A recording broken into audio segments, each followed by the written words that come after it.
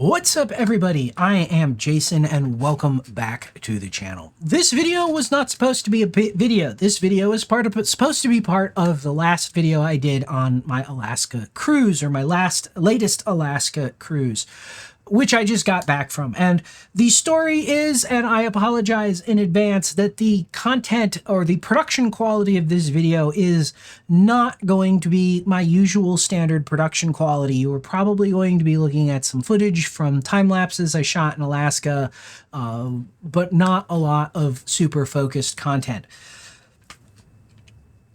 The short of it is I got back a couple of weeks ago, I got sick, and I didn't get back to work on these videos as fast as I had intended to. And so I am trying to scrape out some padding so that I can continue to spend the time and effort that I actually put into the regular videos on this channel to ensure that their quality is as good as I can make it. Now, last week, we talked about the cruise as a whole and some of the ports of calls, and I spent a long time talking about the White Pass and Yukon Railroad and the changes that I have seen in this last trip to Alaska. This time, I want to talk about the gear that I took, used, and sort of problems I ran into.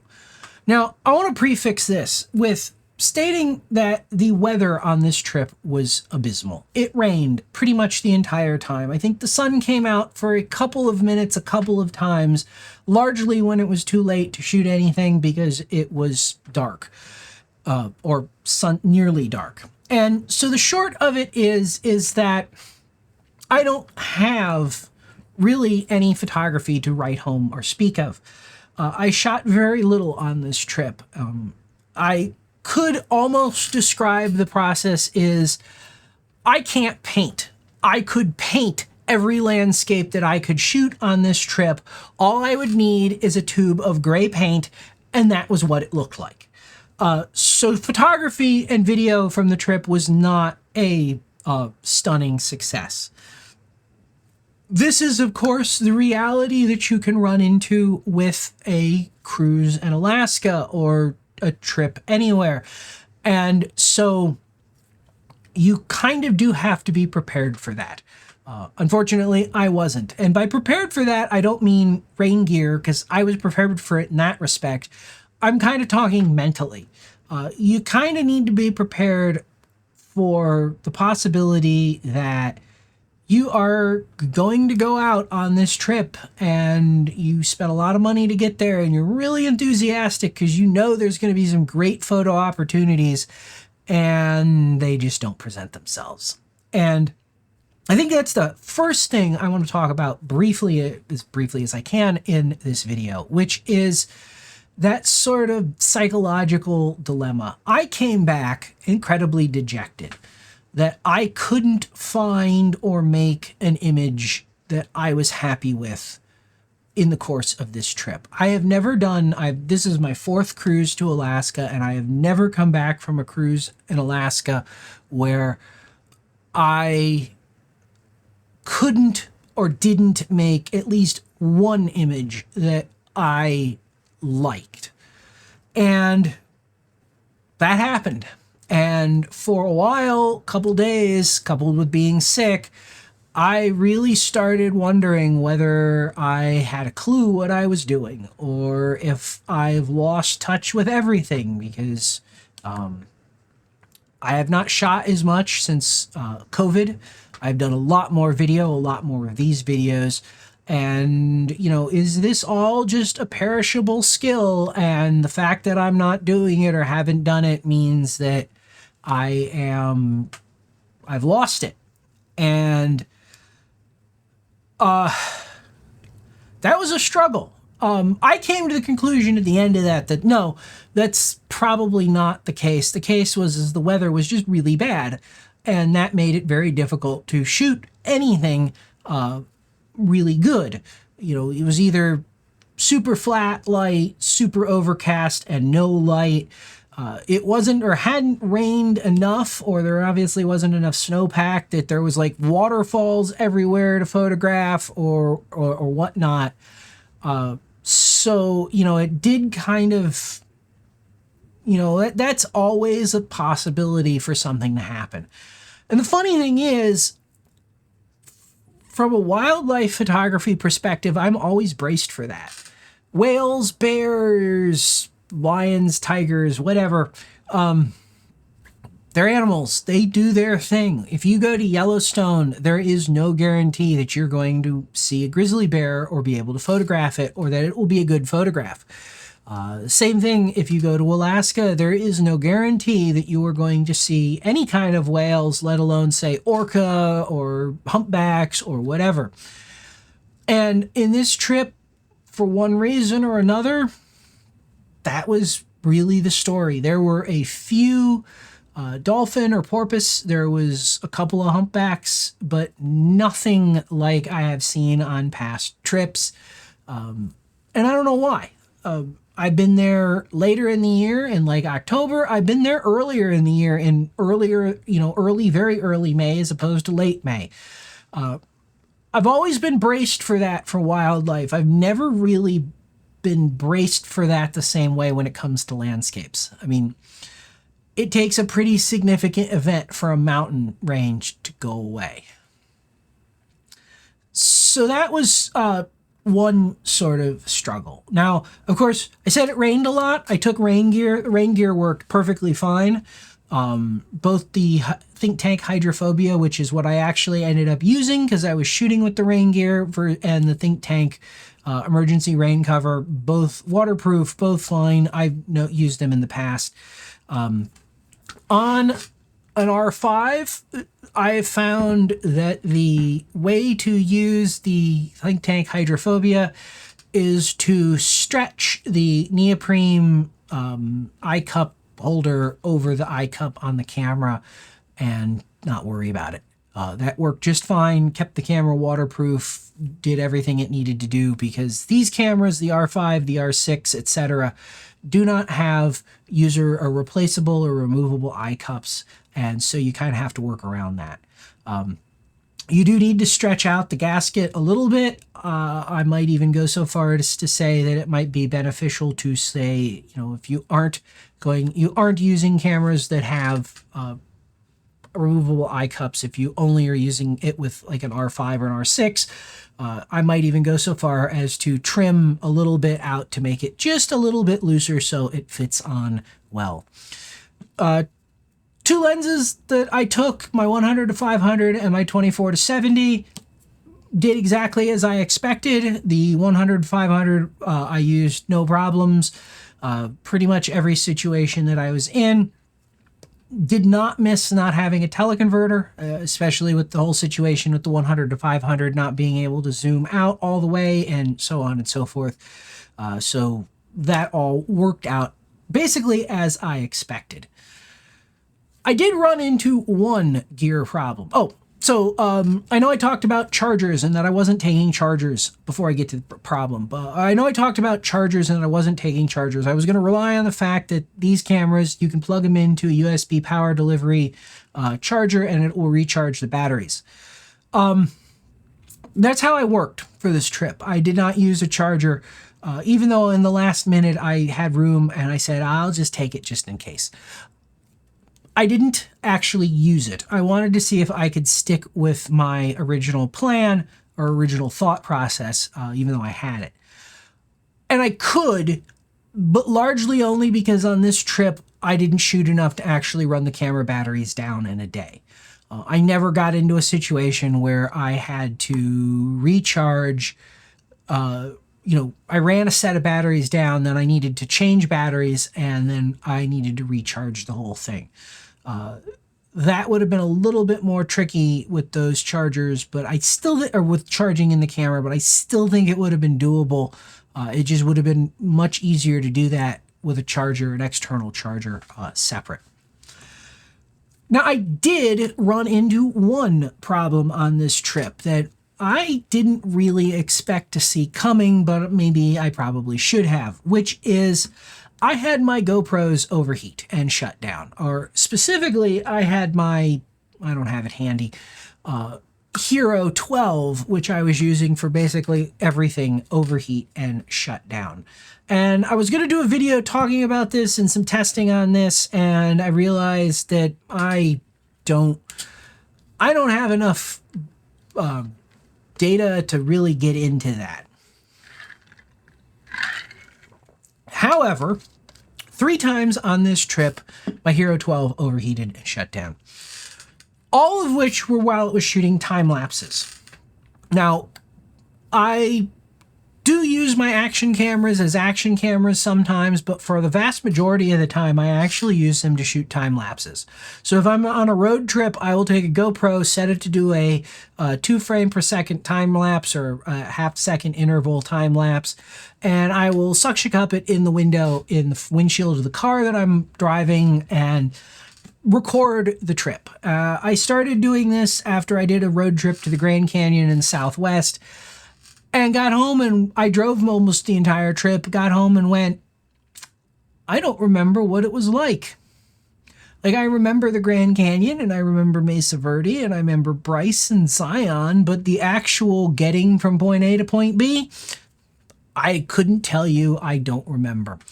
And so I started doing this thing with GoPros to shoot time lapses. And the next cruise I went on, I had a room on the bow with a forward facing window, GoPro in it, shoot the time lapse, let it run. And there was really cool to be able to see things because the time lapse is running when I'm not on the ship, I'm not in the room, I'm off on an excursion, I'm asleep, and the ship is doing something. And it was really cool to be able to catch that kind of stuff. Now, in the past, all of those trips, I have used a GoPro Hero 5 for the time lapses. And my Hero 5 is old, it's long in the tooth, it still works. I still have batteries for it, but it has been getting old. And of course, the stabilization on the Hero 5 is not anywhere near as good as the stabilization in the new cameras. So a couple of years ago, I got a Hero 11. This year I got a Hero 12 and figured have at it. 2 frames per second should not be enough frame rate to cause the camera to overheat, even at 5.3K resolution, and just off we went. And yet it failed 3 times. Twice was on the ship when the camera was in direct sun in the window, and 1 time was on a drive after we got off the cruise where, again, the camera was in direct sun in a window.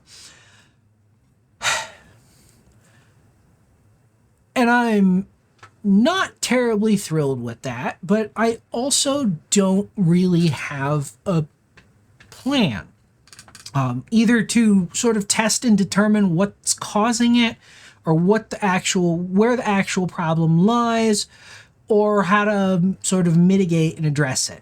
I tried to do some testing with the cameras using a high wattage incandescent lamp to heat it, to sort of simulate the sun, because, you know, like a 100-watt lamp at 6 inches is going to put a lot of heat on the surface, maybe not enough compared to the sun, etc.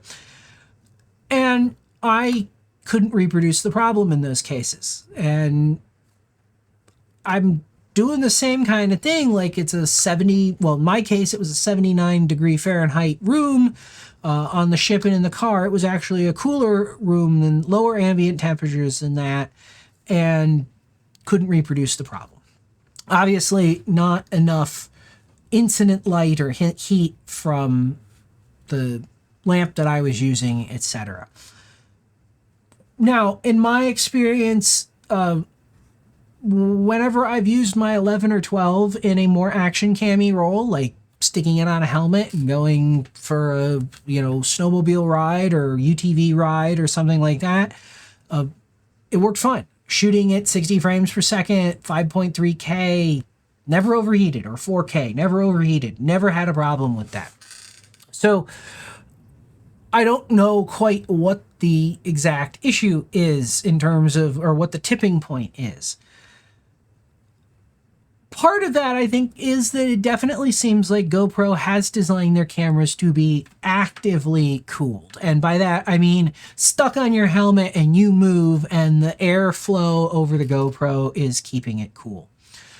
Part of the problem, I also think, stems from the fact that the Hero 11 and 12 are now almost black, where the Hero 5 was sort of a middle to lightish, brownish or warm gray. And obviously, the darker it is, the more heat it's going to absorb, and therefore the hotter it's going to get. And so, you know, that's a problem. The real struggle is that this seems to be kind of random. I had days where I figured, oh, the camera's going to overheat, and it worked fine. I had days where I figured, oh, the camera, why would the camera overheat? It's like 40 degrees out and the room is not that much warmer and the sun isn't even directly on it, and it overheated and shut down. So that poses a problem. Now, when I talk about what to take, or when I talked about the gear to take, I just chunk this as an action camera, because there's both situations, or I really want to just chunk this as take an action camera. I have GoPros because that's what I have, because that was the brand that I was most familiar with. But obviously DJI makes action cameras now. Insta360 makes action cameras now. There's a lot of options out there. All of them, as far as I know, can both do the action camera thing as well as do the time-lapse thing. And so you can use them kind of across the board in whatever you want or need to do. As for making a specific recommendation, like, should you use a GoPro? Should you buy a GoPro? Where do I stand on GoPros? This whole thing has thrown a big wrench in the works. I don't know where I stand on GoPro products anymore. I've always liked them in the past, but the overheating problems that I ran into this time really raised some red flags for me that, yeah, I'm almost certain I could mitigate the issues. Some white tape would probably work. 3D printed like sunshade that shields the camera from, being lit or from the incident light from the sun, and still provides an air gap so the camera gets some cooling. Even taking that so far as to building a 3D printed thing that has like a fan in it to cool the camera. Any of that could be done. But I don't think that should be a requirement. I don't think you should have to do that to have a camera that's reliable for time lapses. Like, I could understand this a lot more if we were talking about 60 frame per second, 5.3K video, in a very adverse sort of situation. But for a 2.5 frame per second time lapse, like, that shouldn't ever really be an issue. Now, for me personally, I don't plan to chuck my GoPros or sell my GoPros right now. I don't think that there's, I don't have enough data points on them, and I haven't been, quite honestly, screwed over by them enough to where that's a real solid concern for me. I have them. I'm going to continue to use them. Now, fortunately, with the way I tend to use GoPros, I don't need to replace them all that frequently. I tend to only replace them every 5 or 6 years. Shooting time lapses is really not that demanding.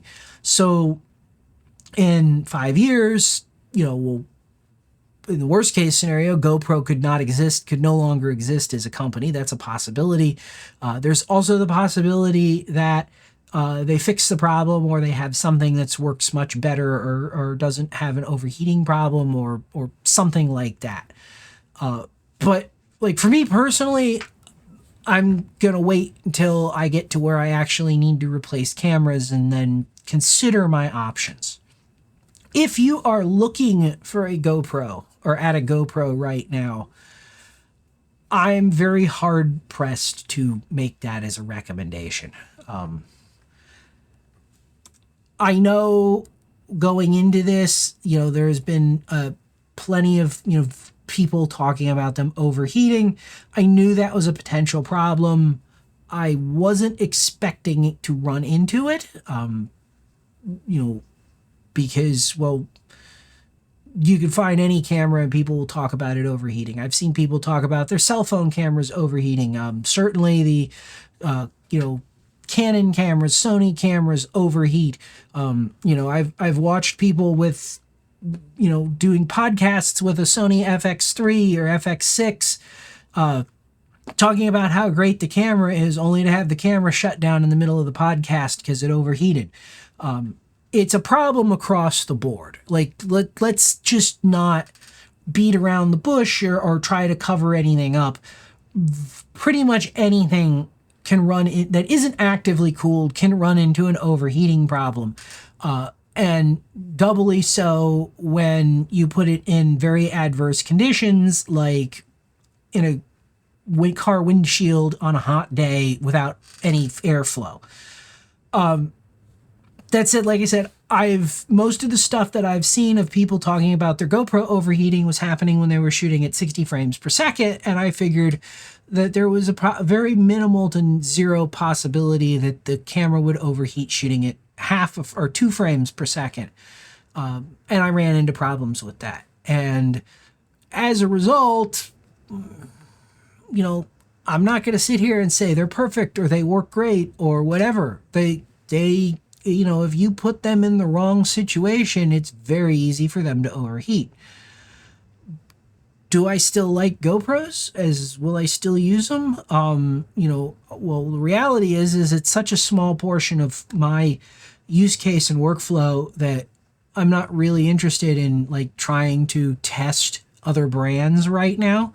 I will just go with what I have and until it doesn't work at all. So one other problem that I had, which is pretty obvious in a lot of the footage, especially when the sun is right in front of the ship and is reflecting off of the curtains and stuff in the room, is managing reflections. And I talked a little bit about this in my previous video on what gear I take and some techniques you could use to mitigate reflections. And then I subsequently completely forgot about trying to do that at all on this trip. And eventually I tried to hang a black cloth behind the camera, which is what kind of helps on the left side of the frame. But because of the angle of the window to the ship and the GoPro to the window, I ended up with a reflection problem nonetheless. So that's another thing to completely, absolutely underscore is if you're going to do the whole GoPro or action camera thing in the window for your cruise or whatever, you really do have to manage and deal with and make sure that you're not going to end up with obnoxious reflections in all of your footage. Well, I guess I should talk about the other gear failure, I guess. Well, I don't want to call it a failure on my part, which was the Peak Design clip. I talked about I was taking it, I was going to use it. I packed it, I brought it, and never actually put it on. Never actually used it. Total failure on my part. I realized basically when I was unpacking, oh crap, I had brought that and it's right here. And there were several times where, there was at least once where I really would have liked to have had it or could have used it. And because I just completely forgot that I even brought it, totally missed the boat on that one. So, can't even make a good comment on the Peak Design clip. Or capture? Whatever they call it. Other than that, everything on this trip largely worked according to plan. Except, like I said, not a lot of opportunities to really shoot stuff. So, that was the sort of wrap up on the camera gear that I had on this trip and the big problem with the GoPros. If you found this useful or interesting, let me know by hitting that like button. If this kind of thing seems like it might be your kind of thing, please consider subscribing if you're not already. If you'd like to directly support this channel and future videos, I would say like this, but this is kind of an exception to the way I usually do things. Please consider hitting that thanks button if you can.